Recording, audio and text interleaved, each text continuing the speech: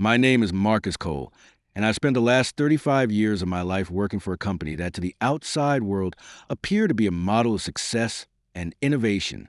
But if you'd asked anyone in the building, especially the higher-ups, they'd tell you I was just another faceless cog in the machine. A senior systems analyst, reliable but not flashy. I did my job, kept things running smoothly, and stayed out of the spotlight. The truth is, I wasn't always this way. When I first walked into that office at the age of 23, fresh out of college with a shiny degree in computer science, I had big dreams. I imagined myself climbing the corporate ladder, making a real impact, and eventually leading a team that would revolutionize the company. But reality has a way of dulling even the most ambitious dreams. I started out in the IT department, troubleshooting network issues and installing new systems. As the years passed, I became an expert in the company's infrastructure, an invisible hand that ensured everything operated without a hitch. Promotions came slowly. They always did for someone like me. After all, I wasn't a people person. I didn't play golf with the CEO or show up at every company party. My job was to be good at what I did and nothing more. By the time I hit 50, I realized that my career had plateaued. I had worked diligently for decades. Yet, when it came time for recognition, the rewards were few and far between. But I kept going. I had responsibilities, my mortgage, my kids in college, the steady need for income. I thought maybe one day things would change. Maybe one day my dedication would be acknowledged. And then came the email, the one that told me my retirement was finally coming up, the one that made me realize the truth. I had worked my entire life for a company that would toss me aside the moment I was no longer useful. Retirement day came faster than I expected. I had spent the last month wrapping up projects, preparing my successor, and trying to come to terms with the fact that I was walking away from a job that had been my entire life for so long. On paper, retirement was supposed to be a moment of celebration, a recognition of a career well spent. But in reality, it felt more like a quiet dismissal. The day before my last day, I was called into the president's office. Richard Weston, the man who had been running the company for the past 15 years, greeted me with his usual cold smile. He had always been a master of pretense, playing the role of the charismatic leader when cameras were rolling. But anyone who spent time with him knew that behind the polished exterior was someone who didn't care about much beyond his own success. Marcus, he began without looking up from his papers. Tomorrow is your last day, and I just wanted to let you know that your departure isn't exactly something we're celebrating around here. I was used to his tactless remarks. Weston was always blunt, but there was something different about his tone that day. Something colder. Maybe it was because I was leaving. Maybe it was because I was one of the last few from the original staff to go. We've looked over your records, he continued. And to be honest, I can't justify the bonus. You haven't exactly been the most proactive employee, have you? I swallowed hard, trying to mask the frustration bubbling inside me. I had expected something like this, but it still stung. The countless hours of late nights solving problems and making sure the company's entire system didn't crash. All forgotten in favor of this man's narrow, short-sighted view. I could feel the blood rushing to my face, but I kept my composure. I understand, I replied flatly, keeping my tone neutral.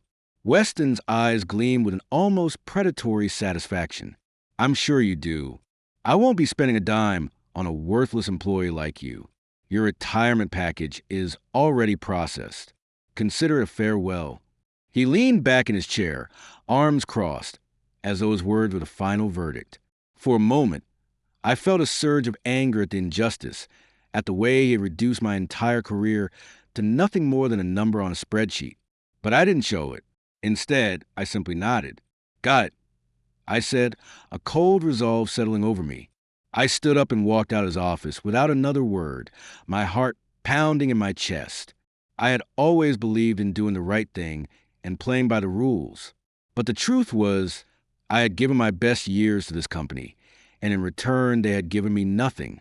The night before my retirement, I sat alone in my small apartment, the silence heavy around me.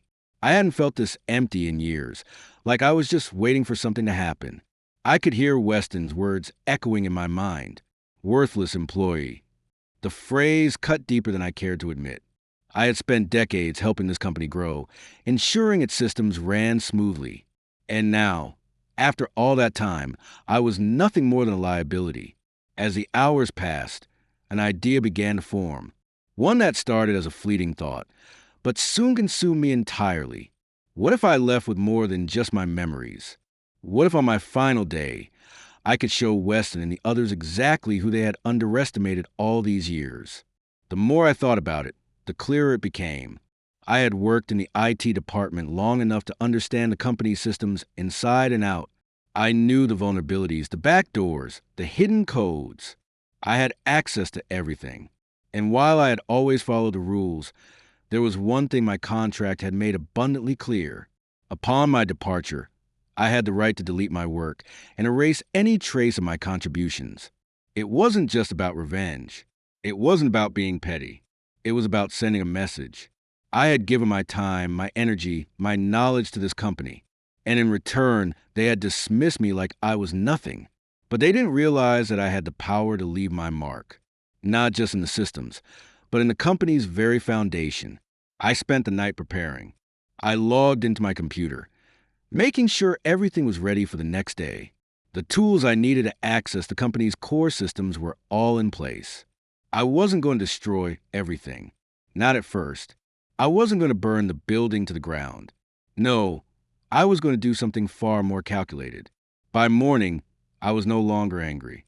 I was calm, too calm. I had made my decision, and now it was time to execute it. The day began like any other, with me walking through familiar hallways, exchanging quiet pleasantries with the few people who remained in the office. I nodded at the few colleagues who had come to wish me well. But in the back of my mind, I was focused on the task ahead. Weston's snide comments, his dismissal of my years of hard work, they fueled me now.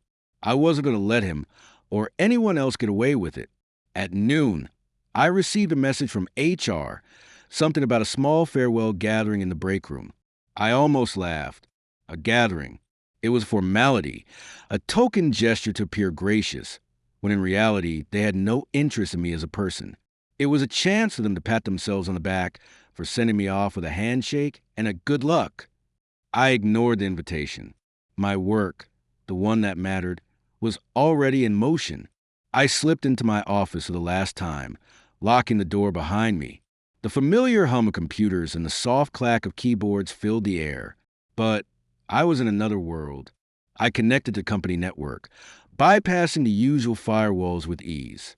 I had worked here too long not to know every shortcut, every loophole. I accessed the core systems, the ones that held all of the company's proprietary data, its confidential information, and most importantly, its records of me. Then, with a few simple keystrokes, I began my work. First, I wiped the archives. Every email, every document, every project I had worked on over the years gone. Next, I erased the backup files. I watched as the system slowly ground to a halt. Each click, each deletion, a small victory. The power was in my hands now, and I wasn't going to stop. The clock was ticking, and as I watched the minutes slip by, the weight of what I was doing began to settle in. I had reached the final step, the most dangerous part of my plan. I could hear voices in the hallway, the faint murmur of conversation as people went about their business, oblivious to the chaos I was unleashing. I was the last to leave for the day, the final cog in the machine. I could almost hear Weston's voice in my head. Worthless employee. He didn't know it yet, but I was about to prove how wrong he was. With one last deep breath, I accessed the system's core server, something that no one else in the company had dared to touch. This wasn't just about erasing files. No, this was about removing the foundation of the company's infrastructure, the very framework that kept everything running smoothly. The servers were the lifeblood of the company. If I could wipe them clean, it would cripple the entire operation. I paused for a moment just before pressing the final button. I thought about everything I had sacrificed over the years. I thought about my family, my career, the years of hard work that had ultimately amounted to nothing more than a slap in the face. My contract gave me the right to do this. I had followed the rules, work by the book, and now I was going to leave a mark on this company that would last long after I was gone. In the deepest corners of my mind, I knew what I was doing would have consequences. People would lose their jobs, the company would suffer, and Weston would likely never fully understand why I did it. But in that moment, none of it mattered. I wasn't angry anymore. I was just cold, calculating, and ready to strike. With one final press of a key, I activated a command that would erase the server data. I watched as the system went dark. And then, as if in a delayed reaction, the entire network began to shut down. Slowly at first, and then faster, the files vanished. The records disappeared. And with each passing second, the company's heart stopped beating. I leaned back in my chair, a wave of calm sweeping over me. The system had been wiped clean. Weston's empire, built on my hard work, my loyalty, and my sweat, was crumbling in real time, and there was nothing anyone could do about it. But just as quickly as a feeling of victory settled in, my phone buzzed on the desk. It was a text from my old friend Doug, who had been with the company nearly as long as I had. "Hey, Marcus, you got to see this. Weston's furious. His assistant just called me. The systems are down. He has no idea what's going on. No one does. What did you do?" I smiled to myself, leaning back in the chair again, savoring the moment, just making sure they remember my name. I typed back. Then I shut off my phone and stood up, straightening my tie as if nothing had changed. But everything had changed. The company would never be the same. I turned off the lights, packed up my things, and left my office for the last time. My resignation had been completed. My final act was done. As I walked through the corridors, the familiar faces of employees who didn't even know what was happening gave me no reason to pause. I could feel the weight of their ignorance, but I also knew they wouldn't understand. They weren't a part of the decisions that led to this. As I walked past Weston's office, I paused, looking through the glass. He was in there shouting at someone, his face red with frustration. But that didn't matter anymore. It was too late for him. Too late for the system, and too late for everyone who had ever underestimated me. The morning after my departure, I sat in the comfort of my own home, watching the sunrise filter through the blinds. The silence was peaceful, almost too quiet. I had expected to feel something. Guilt, perhaps, regret. But all I felt was a profound sense of relief. It was over. I had finally taken control of my own story. No longer bound by the expectations or limitations that the company had placed on me for so long. The phone buzzed again, this time with a call from Doug. "Marcus, what the hell happened?" Doug's voice was thick with disbelief. "The entire system's down. Weston's blaming everyone, but he doesn't know who's behind it. The IT department is scrambling to fix things, but they're in chaos." I paused before responding. "It's not about them, Doug. It's about me, about what I deserve. You know how long I've been doing this job, how much I gave, and for what? A zero bonus. A pat on the back as I walk out the door. I couldn't let them just brush me aside without showing them who they were dealing with." Doug sighed. "I get it, but you've really turned the place upside down. No one's going to forget this. Weston won't either." I smiled faintly. "Good. I don't want him to forget." I set the phone down and thought about my next steps. The company would eventually recover. After all, it was a giant with deep pockets. But for a brief moment, I had made them feel vulnerable. I had proven that their systems, no matter how solid they appeared, were only as strong as the people behind them. People like me who could be discarded without a second thought. But there was more to this than just getting back at them. My actions had opened my eyes to something I hadn't realized before. The company had defined me for years. It had set the terms for my success, for my worth based on their arbitrary measures of performance and value. In the end, they had no control over me. I was the one who had built the systems that made their empire run. I was the one who knew its weaknesses. I had the power all along, but it took this final moment for me to see it.